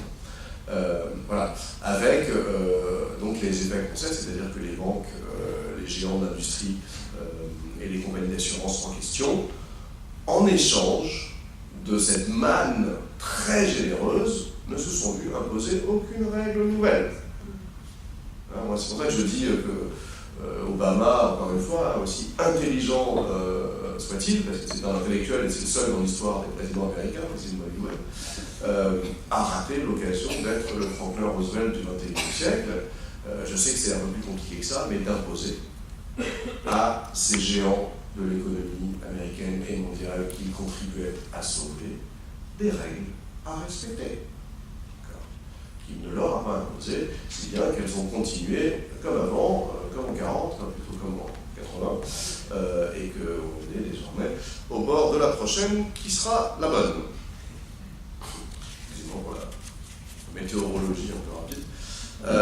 Alors, pour résumer cette longue affaire historique, qu'est-ce qui se passe? Ce qu'on a, c'est donc l'articulation, l'alliance d'une logique de marché, et d'une logique de marché radicalisée, qui consiste à naturaliser les inégalités, à en faire quelque chose de fatal, d'inévitable, de fécond, de bon pour les énergies, qui nous fait réagir. Vive la crise! C'est le grand message des années 80, grâce à la crise, on va faire preuve d'ingéniosité, de ressources, on va serrer la ceinture, on va être fort, un peu comme je disais, vive la guerre, c'est bon pour la ligne. Donc une logique de marché radicalisée, le marché qui est étendu à toutes les sphères de l'existence, c'est là où on en est aujourd'hui, et donc d'une logique de valeur, une logique conservatrice et réactionnaire qui avait toujours été son ennemi, en tout cas sa cousine très éloignée, à l'intérieur de ces droites, de cette droite monde. On peut dire c'est Voilà, c'est la logique de la civilisation, de la culture, de l'Occident, de la différence identitaire, et la logique tout à fait anti-identitaire des marchés, du profit, de la stratégie d'accumulation. Alors, ces deux choses, il n'y a rien de neuf là-dedans. On pourrait proposer que cette droite, ce tournant droitier, cette droitisation, aussi regrettable soit-il, ne présente rien de neuf au plan doctrinal, finalement. C'est les deux droites classiques de l'histoire moderne. À ceci près qu'il y a trois nouveautés. C'est ce que je propose comme hypothèse, on va faire vite pour pas prendre trop de temps, on parle trop longtemps. Il y a trois nouveautés. Il y a une grande nouveauté, dont je n'ai pas parlé depuis le début, qui est la révolution technologique. Le fameux tournant numérique qui a tout changé. En soi, le tournant numérique n'est ni de droite ni de gauche, bien sûr. La technologie n'est pas en soi, d'un côté ou de l'autre, de la politique. D'ailleurs, l'époque pionnière de l'Internet, les années 90, c'est une époque très subversive, très libertaire, très anticapitaliste. On lit sur Internet des choses étonnantes. Puis après, retour de bâton, retour à l'ordre. Aujourd'hui, on a l'époque des GAFAM, Google, Apple, Facebook, Amazon, Microsoft dirigent tout ça. Les algorithmes décident de nos façons de penser et les modes de vie, les messages, la plupart de ce qui a lieu dans cet espace public de substitution qu'est l'Internet va dans le sens du système socio-économique dominant. On ne voit pas beaucoup. Alors, évidemment, on vous dirait les printemps arabes ont eu lieu grâce à Facebook, c'est vrai, ça permettait d'éviter de se faire arrêter par la police. Et Notre-Dame-des-Landes a un très beau site, les zadistes ont leur site. Enfin, vous avez bien compris que tout ça était minoritaire. Voilà. Pourquoi ? Parce que le tournant numérique a permis d'accélérer tous les processus économiques, de tout faire beaucoup plus vite. Et en faisant tout beaucoup plus vite, de démultiplier les profits. La dernière étape en la matière, c'est que non seulement il y a le temps réel pour faire de l'argent, mais il y a désormais le temps potentiel. Si vous partez en vacances, il est essentiel que vous louiez votre maison ou appartement, votre voiture si vous ne l'utilisez pas. D'accord ? Si vous avez 2 heures de temps libre parce que vous êtes un fainéant d'enseignant, en fin d'après-midi, vous pourrez toujours être chauffeur de VTC. D'accord ? C'est la logique ubérisante, qui est que c'est non seulement le temps réel qui doit être occupé à l'économie, mais également le temps possible. Parce que ce que vous n'occupez pas, c'est du manque à gagner. Allez pas vous plaindre si vous n'arrivez pas à payer vos impôts à la fin de l'année, c'est de votre faute. D'accord. Donc, la révolution technologique a été comme ça, on peut dire très vite, confisquée par les marchés. Il y a ensuite une autre question théorique elle est plus difficile, plus compliquée. On peut dire un gros mot, c'est le mot de biopolitique. C'est un mot qu'on doit au philosophe Michel Foucault. Michel Foucault, quand il s'est intéressé aux origines du néolibéralisme, le libéralisme d'aujourd'hui, il a dit ce qui est intéressant, c'est que le libéralisme au départ, il se définissait en négatif. On ne veut pas d'entrave, on ne veut pas d'État, on ne veut pas de règles, on veut juste pouvoir commercer. C'est le libéralisme du laisser-faire, qui ne fait pas grand-chose finalement, qui veut juste qu'on l'entrave. Il dit la différence avec le néolibéralisme, avec ce qui se met en place au XXe siècle, c'est que le néolibéralisme, lui, il a un programme substantiel, positif, il ne se définit pas en négatif, il se définit en positif. Il a l'intention d'encadrer, de stimuler, de fortifier la vie. Bios. Tous les aspects de la vie. À la fois pour faire de nous des travailleurs et des consommateurs optimaux. On va nous soigner pour qu'on retourne au travail, un peu comme on soignait les soldats qui retournent sur le champ de bataille. Et voilà, on va pouvoir consommer, désirer, acheter à toute heure du jour et de la nuit, à tout âge de l'existence. La biopolitique, pour Foucault, c'est à la fois des politiques d'État, quand l'État a des politiques natalistes, par exemple, quand on s'intéresse à ce qu'on fait dans le cadre de la famille ou du couple, et de la procréation.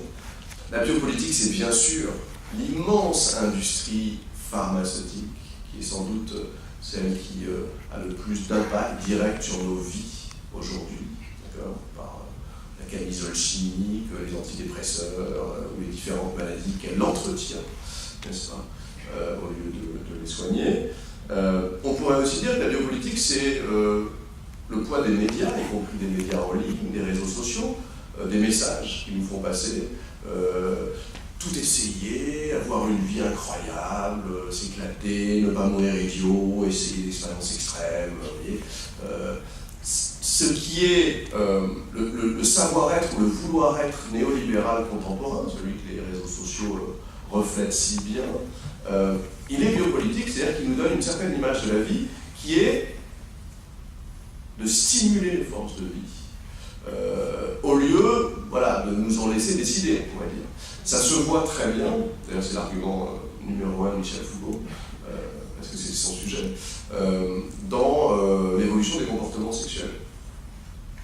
Qu'est-ce que c'est que la révolution sexuelle? Lui il disait qu'il ne faut pas appeler ça libération sexuelle parce qu'il n'y a jamais de libération. Parce qu'en fait, dans l'évolution des mœurs sexuelles, on passe d'un système de contraintes à un autre.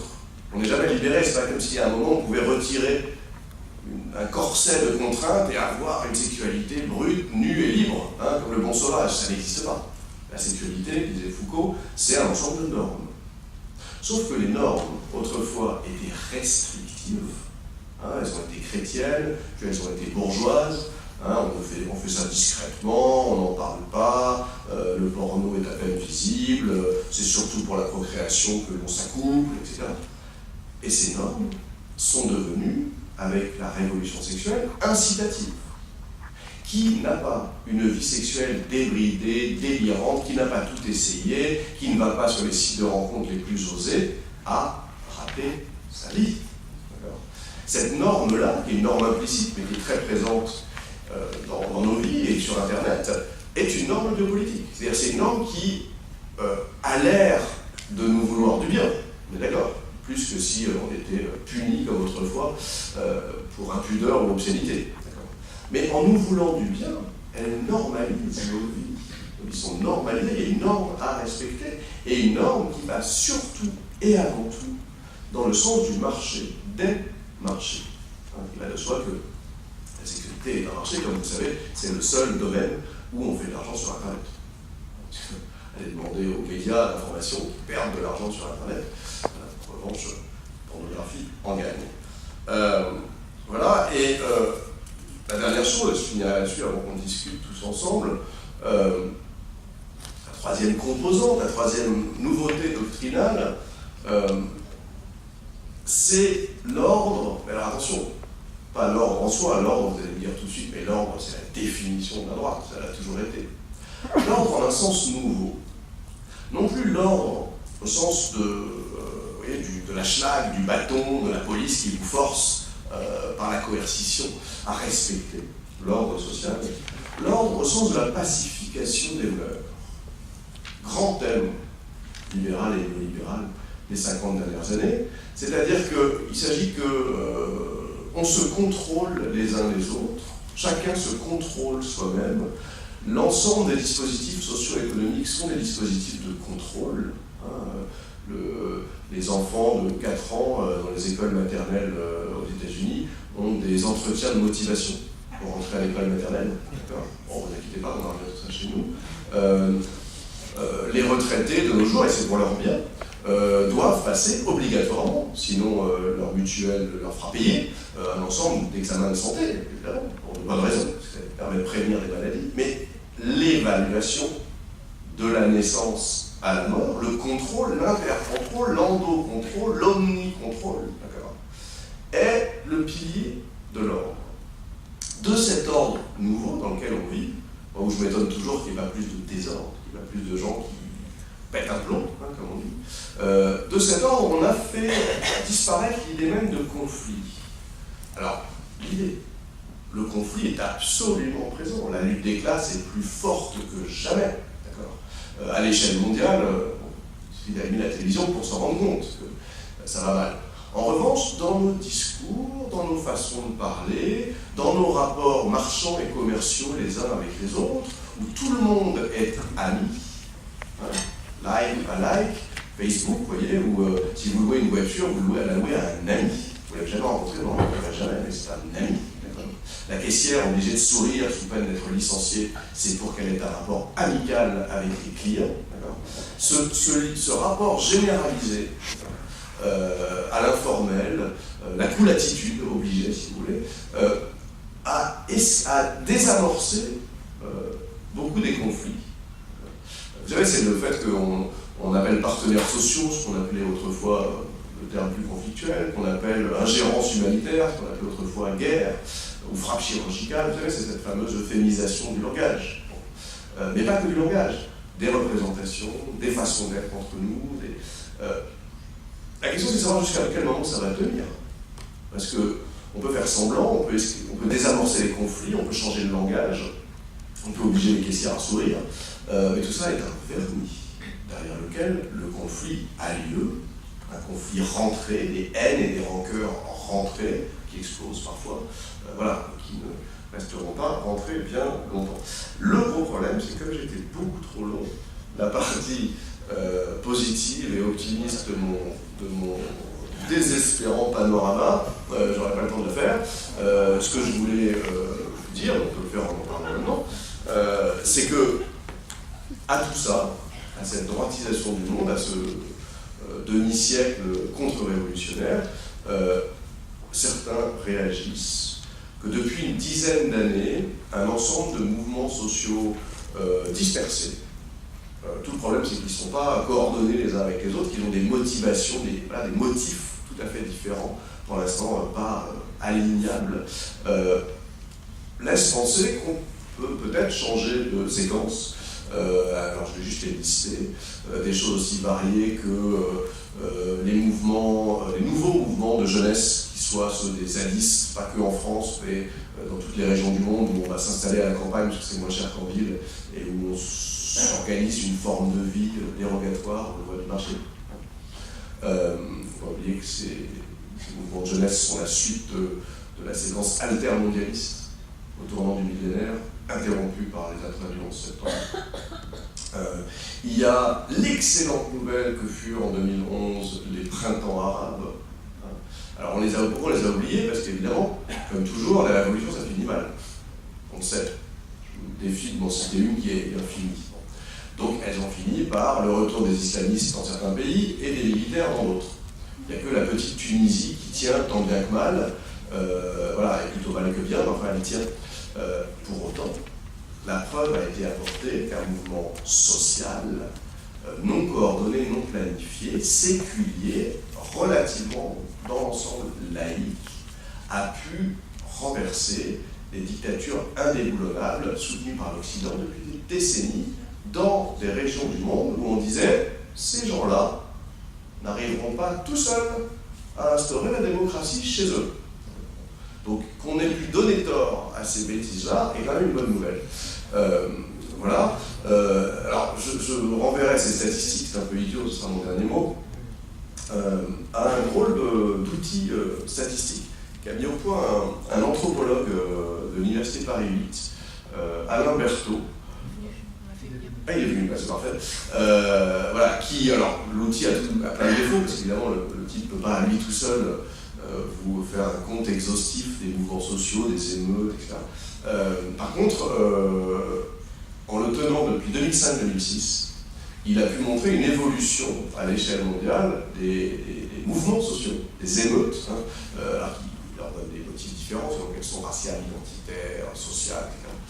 Mais en gros, leur quintuplement depuis le début de son comptage, avec en particulier la séquence 2011-2012, Occupy Wall Street, les indignés dans toute l'Europe, les grévistes coréens en Corée du Sud, les printemps arabes, tente à montrer que ce sont des soubresauts, ce sont des frémissements, c'est très minoritaire, un peu comme l'était le pauvre mouvement Nuit debout dans la France pré-macronienne, mais ce sont des signes forts, qui après tout c'est une affaire de circonstances. Souvenons-nous du vieux Lénine, à qui on peut reprocher beaucoup de choses, mais il avait en revanche un bon sens stratégique. Et il disait que ce qu'on étudie au moment M, au présent, n'a aucune valeur si on ne tient pas compte des circonstances imprévues. Ce qui va arriver demain matin peut faire basculer les données réelle, objective, présente en toute autre chose. Il suffit, en l'occurrence c'était la mutinerie des soldats russes dans les tranchées du front de l'Est, vous voyez, où il suffit d'un mort malheureux dans une manifestation, battu par la police, où il suffit d'un changement de pouvoir ici ou là, d'une catastrophe écologique, d'une crise financière, etc. J'en passe, c'est des meilleurs, pour que ce qui a l'air minoritaire ne le soit plus. Merci.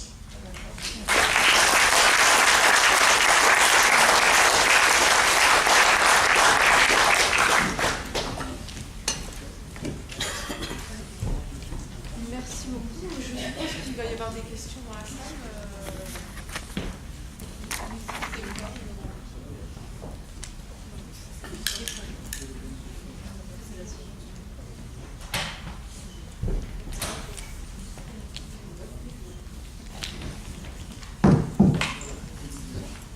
Bonsoir. Ma question est peut-être un petit peu naïve, mais est-ce que Internet n'a pas joué aussi en ouvrant la porte à tout le monde, où tout le monde a vu tout, dans une période où ça va pas bien, on a ouvert un jungle, et la réaction le plus primitive, c'est abandonner la générosité, la tolérance, etc. Alors, on peut pas, en 2 secondes, c'est une question trop importante, on va pas l'aborder en 2 secondes, mais je ferai une réponse à la normande. Je dirais que de ce point de vue-là, la révolution numérique Internet a prolongé le mouvement d'individualisation, de solitude, de fragmentation sociale et donné naissance à des formes communautaires, affinitaires, collectives, nouvelles, qui n'existaient pas avant, qu'on peut trouver très contestables, ridicules, anecdotiques, type réseaux sociaux, ou communautés affinitaires, mais qui, si on regarde les 50 dernières années, modifient un peu la donne. Moi je pense que c'est pas de ce côté-là qu'est le pire d'Internet, je pense qu'il nous intéresse nous, si on veut du changement social, c'est plutôt justement le fait que tout est vu, tout est transparent, tout est visible, et que donc un certain fatalisme, une impuissance collective découle de ça. À l'âge où on peut tout voir, les pires violences comme les choses les plus agréables, ou la vidéo amateur d'un chat qui tombe d'une échelle est plus vue que le meilleur film de l'année, et où, je sais pas, la photo d'un enfant de migrant noyé, vous voyez, peut faire le tour du monde parce qu'elle a été repérée sur Internet, sans que pour autant on aille recréer des brigades internationales. Le problème, c'est que cette pléthore-là d'images et d'infos produit indirectement une nouvelle impuissance. Mais du point de vue du collectif, je ne suis pas aussi sûr que vous, parce qu'il y a aussi du collectif sur Internet. Il y a aussi, d'abord, tous les collectifs qui existent ont besoin de l'Internet pour étendre leur rang, leur écoute. Donc, vous voyez, l'Internet, c'est ce double mouvement d'individualisation et de retour de certaines formes collectives. Je te dis, c'est trop long pour en parler plus longuement.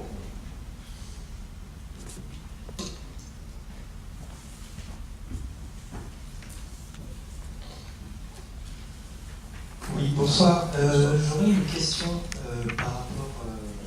merci. Vous avez cité les États-Unis et la Grande-Bretagne comme des pays qui ont permis d'asseoir un peu l'idée néolibérale dans le monde, mais on voit émerger, par exemple, dans le Parti démocrate aux dernières présidentielles américaines, Bernie Sanders, ou dans le Parti travailliste, Jeremy Corbyn.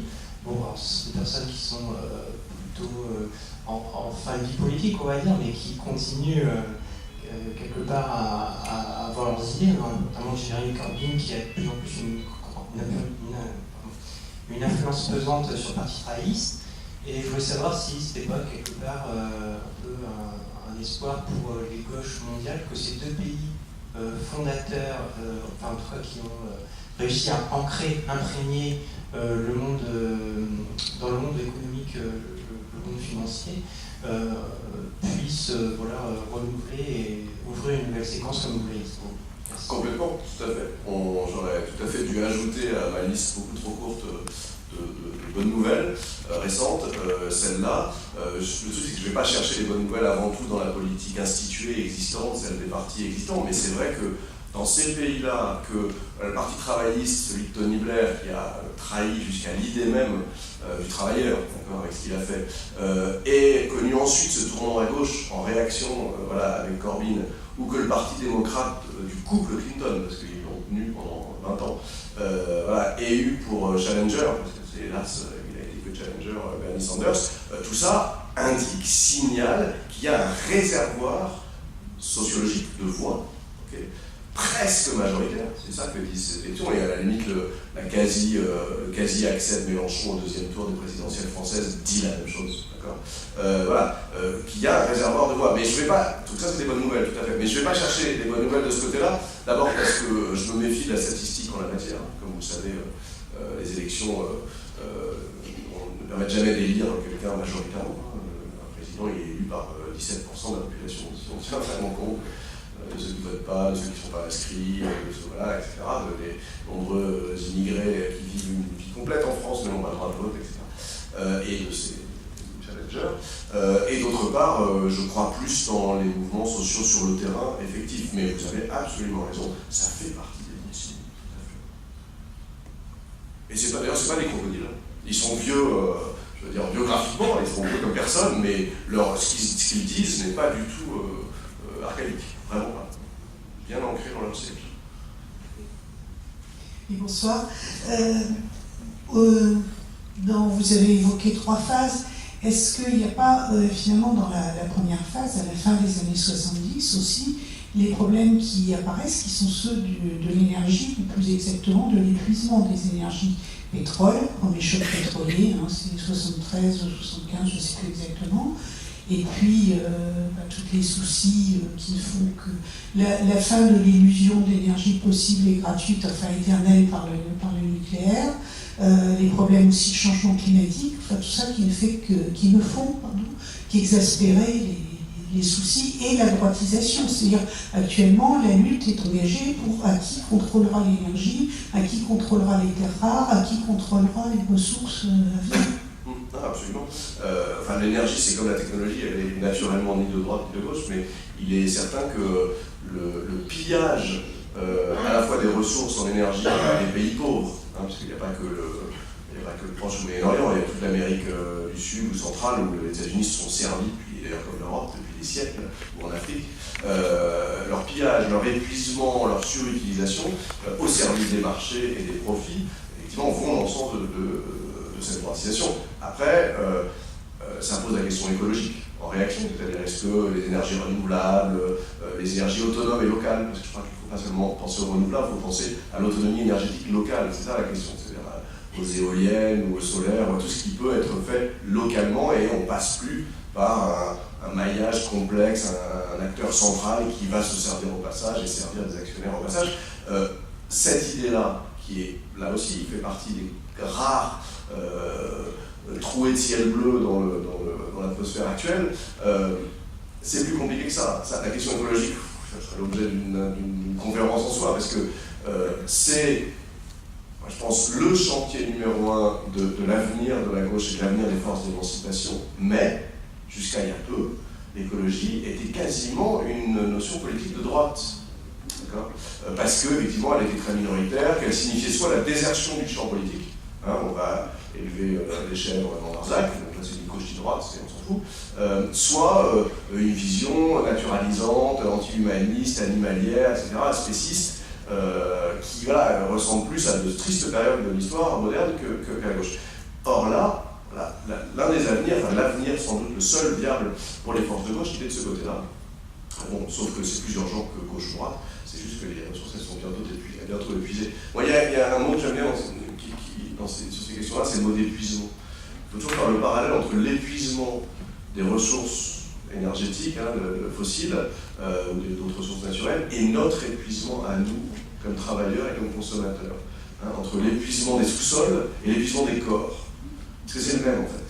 Les deux doivent être. C'est pas un hasard si le mot est le même, mais en anglais ça marche aussi. C'est-à-dire exhausted. Ça veut dire à la fois il n'y a plus rien, on est tout seul, et on n'en peut plus de fatigue. Donc voilà, il y a une fatigue de la Terre et du système terrestre en tant que tel, et qui est celle de nos corps comme celle des ressources surexploitées depuis le début du capitalisme. peut-être les deux en rapport. Burn-out et fin du pétrole, c'est la même chose. Bien, me voilà rassuré parce que justement j'avais remarqué l'absence du motif de l'écologie dans votre exposé et je m'en inquiétais. Bon, je reviens aussi sur votre périodisation. Je pense qu'elle relève des points objectifs tout à fait indéniables. Hein. Mais pour moi, la question à laquelle je ne sais pas apporter de réponse, c'est pour ça que je vous renvoie là-bas, c'est comment se fait-il que tout ça, je veux dire les politiques néolibérales, financiarisation et tout le reste, ait été finalement accepté par les populations qui avaient le cœur à gauche, ou qui se référaient à la gauche comme étant un ensemble de forces politiques susceptibles de défendre leurs conditions de vie, etc. Comment tout au cours de ces années 80, 90, 2000, finalement, tout ceci a été avalé sans trop de vagues. Là aussi, il faudrait revenir pour plusieurs heures, tellement c'est une énorme question. Il y a un aspect dont je n'ai pas parlé qui est essentiel, c'est la conversion de toutes ces promesses progressistes, de toutes ces libérations, ces émancipations de la séquence précédente, leur conversion au service du marché.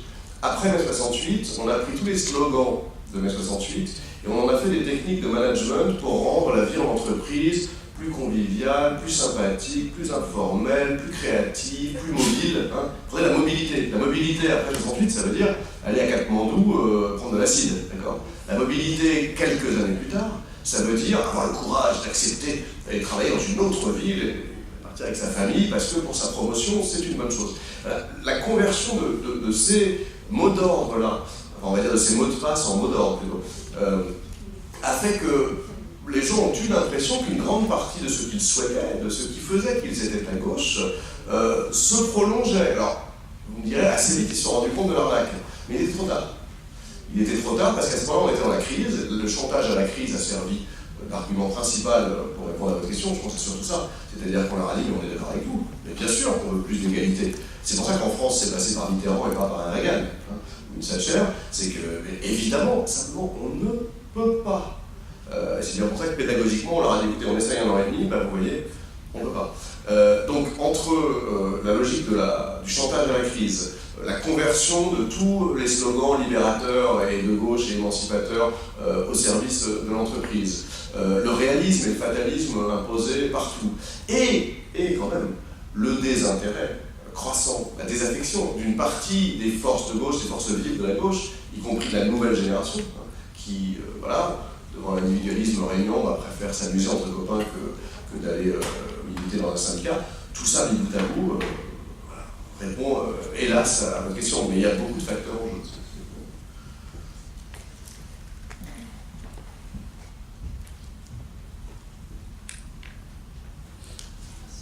Bonsoir. Au vu de ce constat que vous faites que le vent souffle à droite, est-ce que vous avez des idées, des recommandations, des solutions pour rééquilibrer la balance? Il suffit de se retourner, en fait, parce que si vous retournez géométriquement, la droite devient la gauche et la gauche la droite.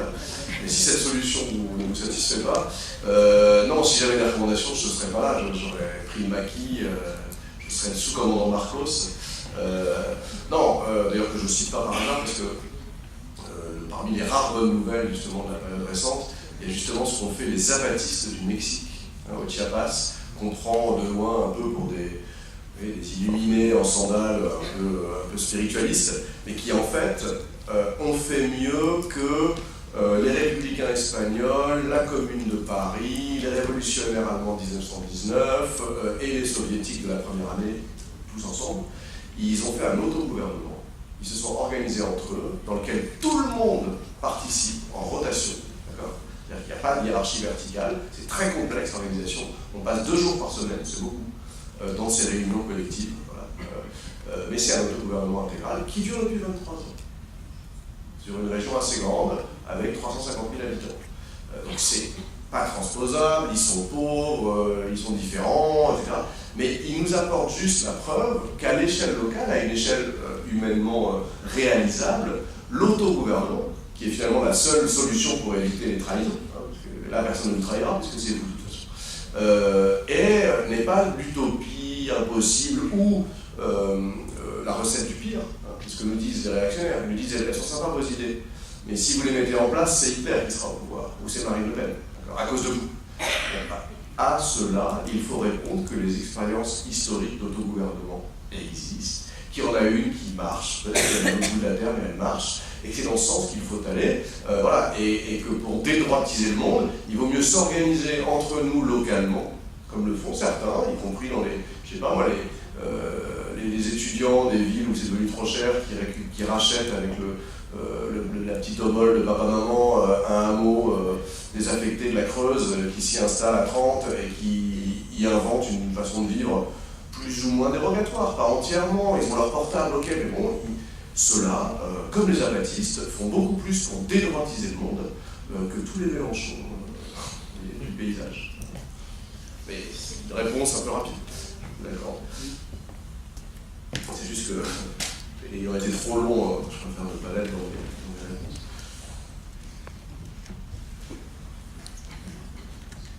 Oui, alors je voudrais rebondir sur la question précédente, en fait, du point de vue un peu de cette nouvelle un peu autocratie qui s'instaure par exemple chez les apatistes. Est-ce que quelque part des nouvelles formes de pouvoir collectif à plus grande échelle, au sens euro-suisse, où on crée une petite république pour qu'elle puisse mieux fonctionner et qu'il y ait une plus grande régulation de tout ce qui est des fraudes, etc., politique, des magouilles, puisse exister et donc en diagonale un peu de ça. Est-ce que finalement c'est pas une sorte de néo-communisme qui pourrait se mettre qui se met en place en fait chez les apatistes par exemple, parce que aussi pour créer une deuxième question, l'écologie c'est un peu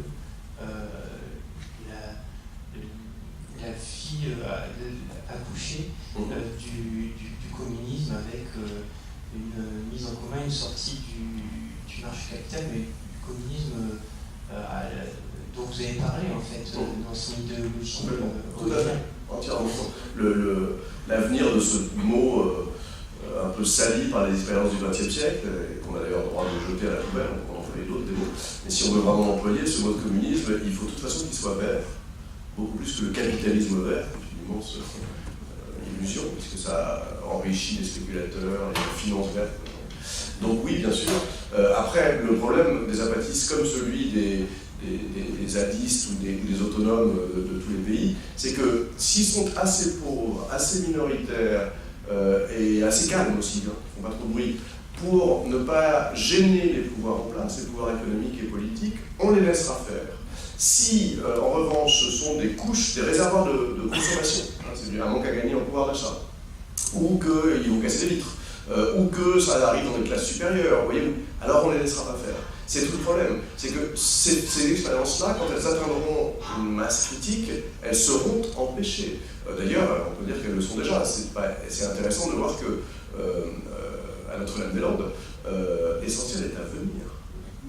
L'abandon du projet d'aéroport est une phase, mais ce n'est pas l'essentiel. L'essentiel, c'est que les formes de vie et d'organisation économique et politique patiemment mises en place, hein, les galères dans la boue, par des jeunes qui sont devenus agriculteurs, voilà, qui sont 350-400, très peu, depuis 6-7 ans, qu'elles soient pérennes et qu'ils ne soient pas évacuées.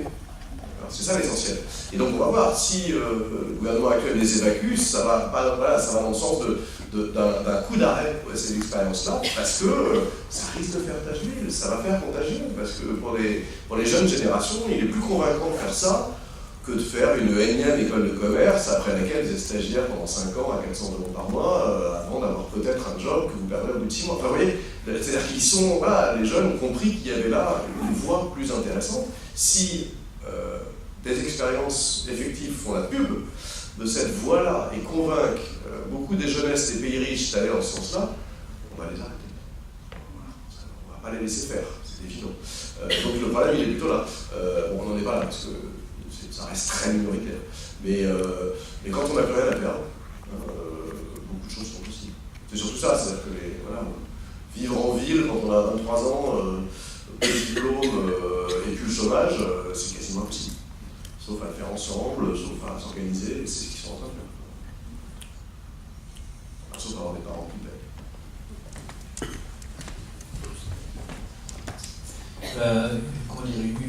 Deux questions en une. Comment vous situez dans le cadre de droitisation du monde le Brexit, d'une part, et puis la montée en puissance de la Chine?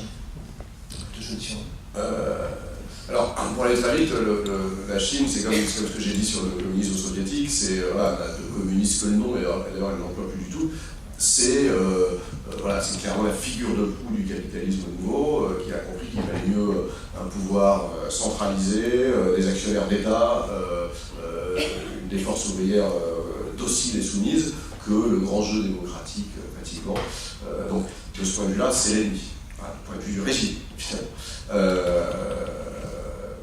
Le Brexit, évidemment, le problème c'est qu'on a réduit le Brexit à sa face politique la plus visible, qui était UKIP, qui étaient les nationalistes, l'extrême droite anglaise en fait, ceux qui disaient voilà, la Grande-Bretagne d'abord, on ne veut pas d'Europe, on ne veut pas d'immigrer. La vérité c'est que l'opposition à cette Europe-là est venue de la gauche comme de la droite, de l'extrême gauche comme de l'extrême droite, et que derrière le Brexit, il y a aussi les restes du grand mouvement ouvrier et syndical anglais qui avait détruit Thatcher, mais enfin, ces gens-là, ils sont toujours vivants, ils votent, ils ont voté clairement dans ce sens-là. Voilà, c'est un peu... D'ailleurs, Mélenchon, dont j'ai dit beaucoup de mal, on peut aussi en dire du bien, il expliquait très clairement pendant la campagne présidentielle que la logique consistant à dire le syllogisme Marine Le Pen est contre l'Union Européenne, donc être contre l'Union Européenne, c'est être le péniste, et le syllogisme le plus idiot qui soit, et qu'il faut démonter tout de suite, ce que lui faisait très bien. Voilà, donc c'est la même réponse que j'aurais sur le Brexit. C'est-à-dire, c'est pas le Brexit est regrettable, voilà, à certains égards, pour Erasmus, pour aller faire ses études là-bas, et puis ça va coûter cher aux Anglais, mais on ne peut pas le réduire à sa face, son visage d'extrême droite. Il y a derrière des forces politiques nombreuses et beaucoup de gauche, beaucoup d'extrême gauche. Voilà, un jugement à porter, mais ne pas le caricaturer, c'est sûr. Justement, vous n'avez rien dit de la montée des partis populistes partout en Europe et même partout dans le monde. Enfin, si vous en avez un peu parlé, vous avez parlé des nationalismes, mais ça fait aussi partie, sacrément, de la droitisation. Le point de départ de mon livre, ça consistait, j'aurais dû le dire plus clairement, mais que la meilleure preuve que le monde s'est droitisé, c'est que si on regarde le paysage politique mondial actuel, les seules alternatives officielles, c'est-à-dire dans les élections, à tout ce que je décris, à cette espèce de droite des marchés, à ce nouvel ordre mondial, sont des partis xénophobes, nationalistes, patriotes, sous toutes leurs formes. Ça peut être, je dis, Modi en Inde, voilà, Le Pen, Orban, etc. C'est là qu'il y a la droitisation. C'est-à-dire qu'autrefois, qu'est-ce qu'on avait comme alternative? On avait une alternative de gauche ou d'extrême gauche, peut-être pas très organisée, qui n'avait aucune chance de gagner une élection, mais qui venait de là. Là, maintenant, c'est tout le paysage qui est déplacé à droite, et donc le débat, s'il y a débat, il est entre la droite des marchés et du conservatisme et la droite du repli et de la haine. Voilà, un débat droite-droite, c'est une droitisation. Oui.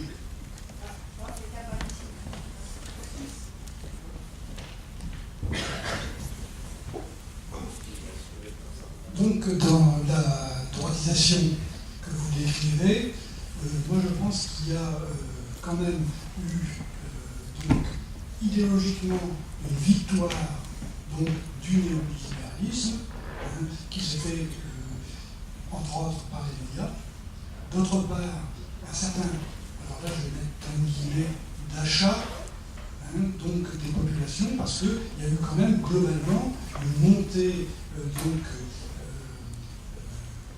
du pouvoir d'achat, etc. Et donc, à un moment donné, disons, il y a quand même eu les masses qui ont trouvé leur compte dans cette économie de marché. Et ce qui fait qu'à ce moment-là, pour combattre Donc cette droitisation, c'était beaucoup plus difficile que si jamais il y avait eu une paupérisation telle que l'avait décrit Marx à un moment donné. Alors, pour être exact, les chiffres ne vont pas dans le sens de ce que vous dites, puisqu'en réalité, c'est plutôt d'un creusement du fossé des revenus, des inégalités.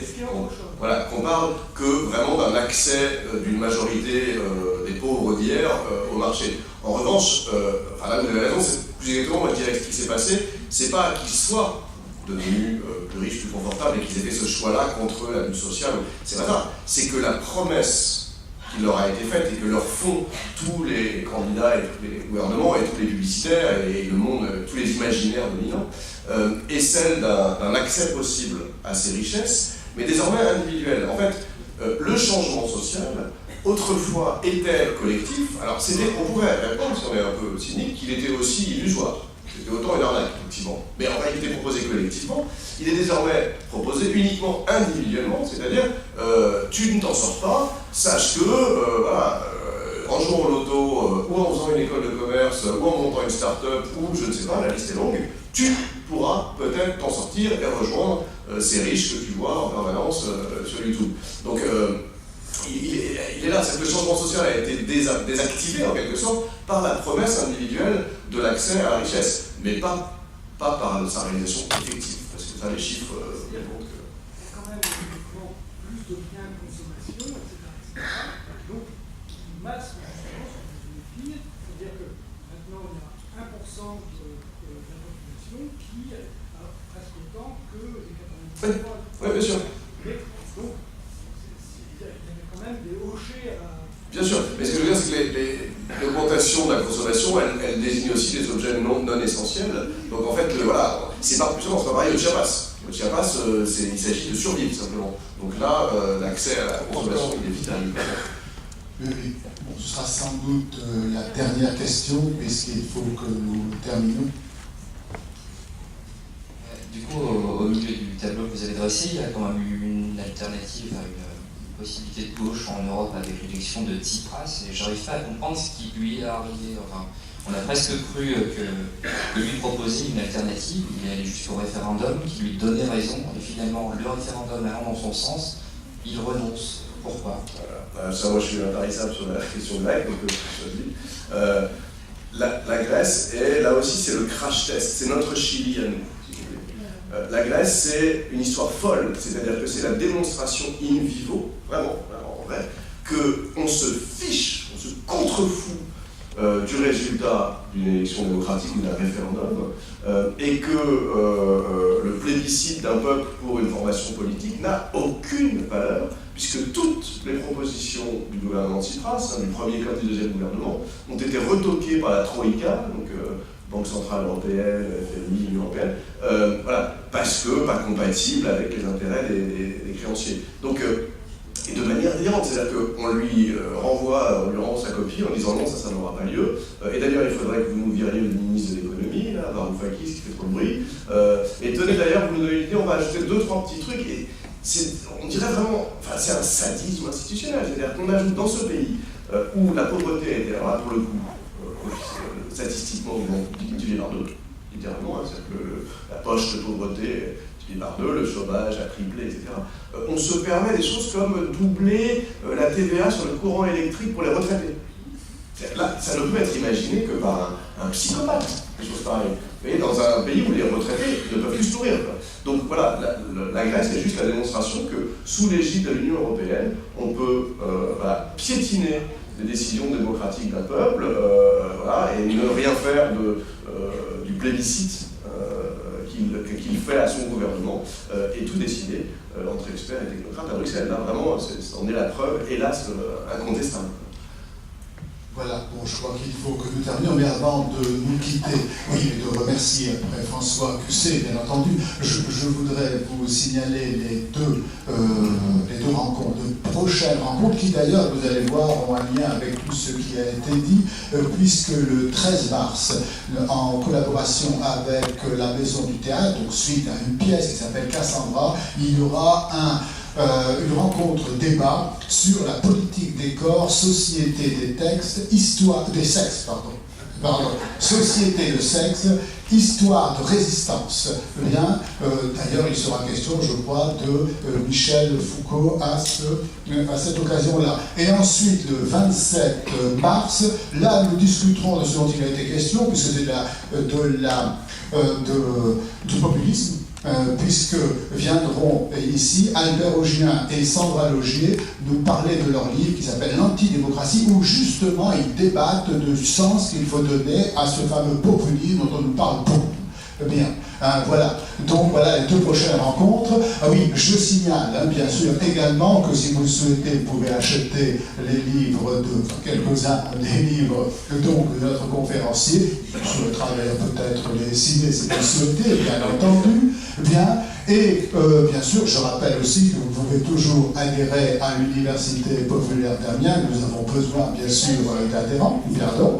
Oui, voilà. Et vous pouvez tout simplement nous donner votre adresse pour que vous puissiez recevoir les informations concernant nos activités. Et maintenant, bien entendu, je souhaite que nous remercions tous ici, bien sûr, François Cusset, pour une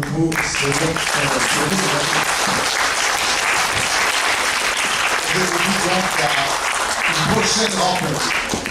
Merci et bonne soirée.